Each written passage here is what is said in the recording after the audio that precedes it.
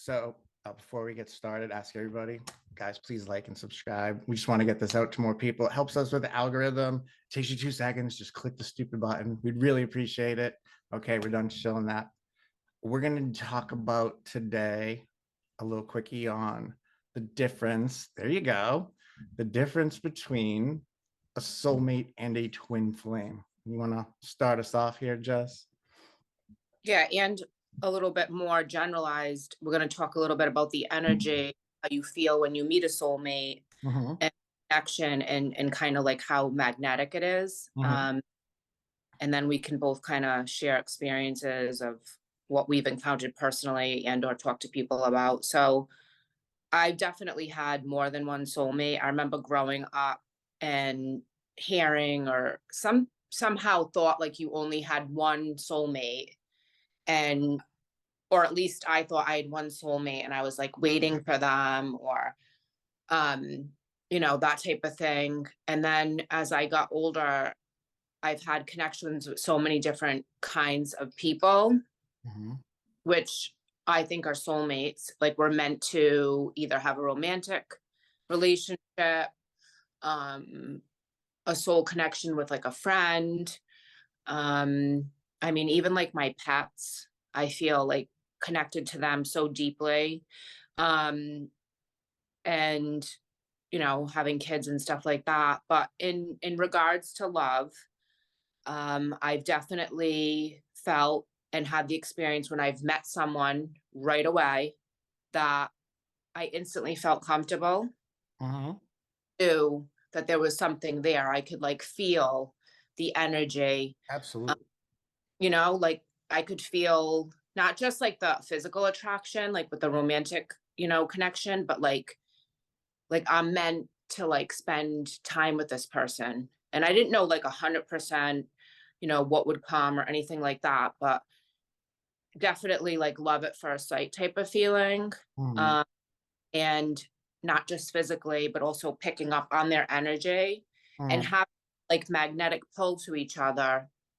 Um, I'll let you talk about it. I don't know if I've met a twin flame. I'm not really sure if I've had that experience, but I've definitely had very strong soul love connection. And I'm a big believer of we have more than one soulmate. I feel like I've already had like probably five Mm. romantically. And what are your thoughts on it?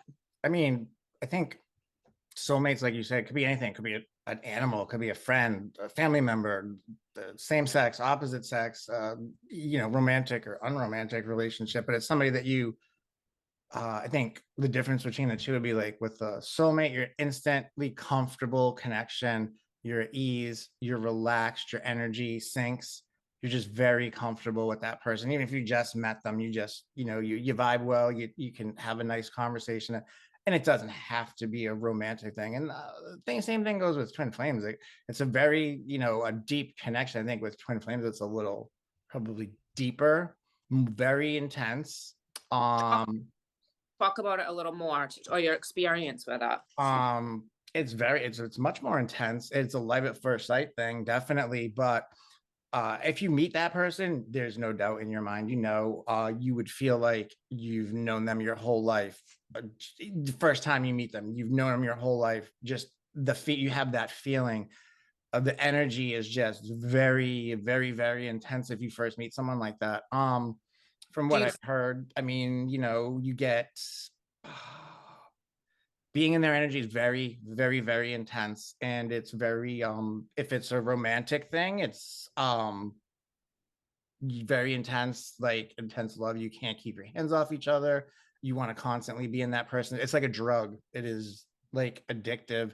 And then if you take that away, or I guess the difference between soulmates and twin flames, from what I've read, is the biggest thing is with a soulmate, it's somebody that's you're at ease, your soul's at ease with your twin flame. It's the same soul, two bodies. So even though you're different people and live different lives and have different paths, and those will be parallel, there'll be a lot of similarities. You get the reason for you to meet that person in this lifetime would be for them to trigger you, to trigger each other, to work through your traumas, to work through your core wounds. And on the internet, everybody's like, oh, I want to meet my it is a roller coaster ride of very intense emotions both ways. Yeah. Do you think some people meet their twin flame, get freaked out and push them away? Yes, 100%. And all the stuff we talked about before is unworthy of love. There's no way this person can care about me that much. I'm unlovable. I'm such a dick. Like I did this horrible thing to them. I don't want to talk to them. And you run away to avoid it. And that person just wants nothing more than you to call them and say hi. And the other person thinks they hate them and stuff like that, you know. It's that constant shifting of masculine and feminine energy. It doesn't have to be assigned to a male or female person, but you get the masculine and feminine energy. It's constantly like the yin yang. It's just constant battle back and forth. And until you get to a place where you can both resolve your traumas and come back together, you're going to just repel each other. There's nothing you can do. Mm, I've heard it described on different, channels as it's just a different person. They just nothing you can say or do in that time frame other than, to turn around and heal yourself and work within. And when you do that, you pull them back to you like a magnet. And true to some extent, I guess. What the hell do I know? But well, I mean, if you've experienced it, then you've well, definitely.